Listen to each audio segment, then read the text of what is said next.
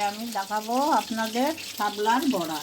এইভাবে টুথপিকে মাঝখান দিয়ে গেঁথে গেঁথে নেবেন।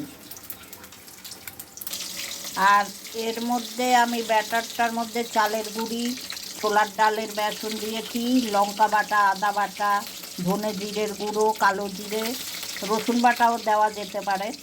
আমি শাপলার বড়া করছি। ভেজে গরম ভাতের সঙ্গে খাবেন, খুব ভালো লাগবে। এর সাথে আমি শাপলাগুলো ভেজে নিচ্ছি।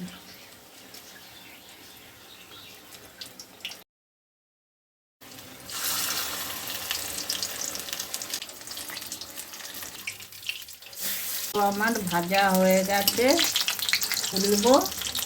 আর সুন্দর কুরকুরে হয়েছে।